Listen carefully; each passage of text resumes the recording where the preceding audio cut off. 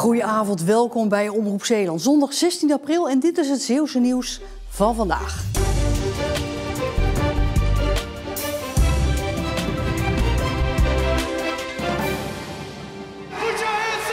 Nu het festivalseizoen is begonnen, volgen de festivals in Zeeland elkaar de komende maanden in rap tempo op. Er zijn er ongeveer 40 in onze provincie en voor vrijwel allemaal zijn nog kaarten te krijgen.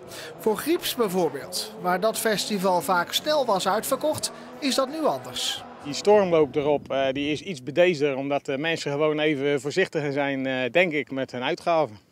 Maar de prijzen van kaartjes spelen waarschijnlijk ook een rol. Als je 5 jaar geleden deze 6 festivals wilde bezoeken, was je €210 kwijt. Nu is dat meer dan €100 meer. Alles is iets duurder en dat zien wij natuurlijk ook vooral terug in personeel en materiaalkosten. Die zijn best gigantisch en er moet marge blijven voor als er wat tegen zit. Hij programmeert muziek voor festivals en merkt dat de nasleep van corona nog doorwerkt. Er waren heel veel festivals en concerten die ingehaald moesten worden. Dus dat was echt een gigantisch overaanbod voor iedereen. En daardoor is de voorverkoop best wel moeilijk gegaan een poos. En we zien dat dat nu nog steeds best wel zwaar gaat. Toch denkt Gabrielse dat mensen ondanks hogere prijzen naar festivals zullen blijven gaan. Ik denk wel dat er zeker nog meer festivals gaan bijkomen zelfs. Kramer sluit zich daarbij aan. Ik denk omdat dat al heel lang zo in Zeeland is, die festivals, zo in die volgorde, dat iedereen zijn ding hebt en dat het met allemaal wel goed komt. Grieps is op 6 mei dit jaar. Er zijn dus nog wat kaarten. Gehandicaptenorganisatie Cerelo stopt met de financiering van de Zeeuwse muzikanten. Het is te duur. Het nieuws is bij de leden van het orkest hard aangekomen. Boos en verdrietig tegelijk, ja. Boos ook, maar ik kan het nog steeds niet bevatten. Na ruim 50 jaar dreigt het einde van de Zeeuwse muzikanten die 20 keer per jaar optreden. Zoals gisteren in de Koorkerk in Middelburg. Mijn leven is zonder soms verward. De wereld oordeelt meestal spijkerhard. Veel muzikanten zijn al jaren lid van het orkest. Het voelt dan ook als familie. De sfeer is ook leuk en met optredens is het ook gezellig. Ik kan mijn muziek erin kwijt en gevoel.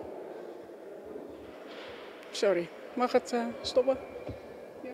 Okay. Emotie is er niet alleen bij de leden. Ook bij de vele vrijwilligers die het orkest al jaren steunen. Bij hen is er twijfel over de kosten van het orkest. Zeker de paar ton die worden genoemd. Het kan nooit zo'n groot bedrag zijn, ook niet €100.000. Het kost natuurlijk wel wat, maar er zijn heel veel vrijwilligers. Instrumenten zijn allemaal gegeven, is niks bij van Cerelo. De vrijwilligers hopen dat er toch financiële steun komt. Maar uit welke hoek? Van Cerelo verwacht ik eigenlijk niet veel meer. Dus het zal op een andere manier dan moeten. Als dat er niet komt, dan is het slotakkoord van de Zeeuwse muzikanten nabij.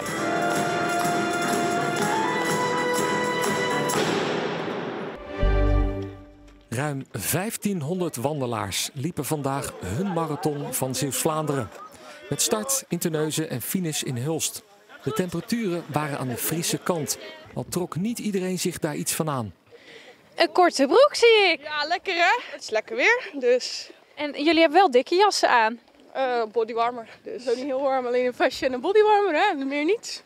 Ik ben jarig vandaag, ja dat klopt. 70, gefeliciteerd. Ja, dankjewel. Is er al voor u gezongen? Goh, bij de start al en mijn familie, want ik heb hier mijn gezin bij. Hè. Wij, eerste nieuwjaarsdag, toen zei ze, pa, je was vandaag van het jaar 70, wat gaan we doen? Ik zeg, nou, schrijf maar even de wandelmarathon. Jullie zien er goed uit.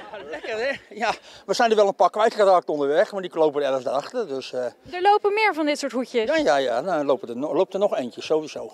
Maar is het geen warm hoedje? Moet je zien?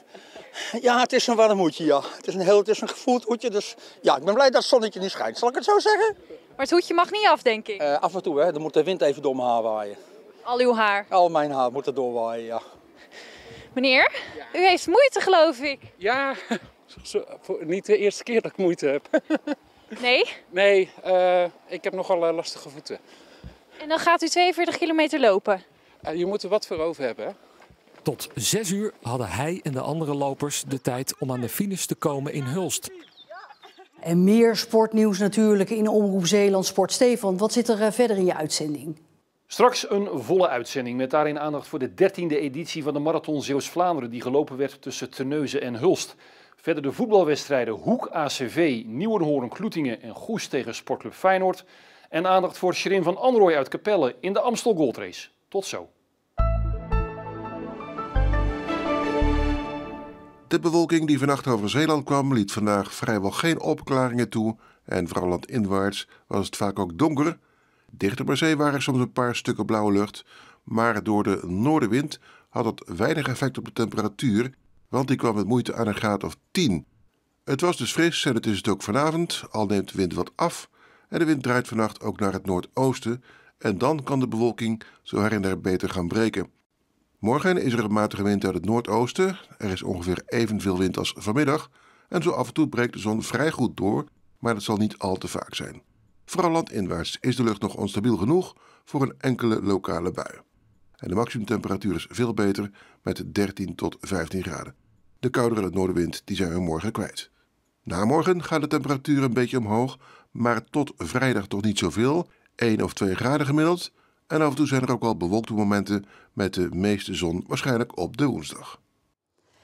En tot zover deze Zeeland Nu voor deze zondag. Nog een hele fijne avond en graag tot morgen.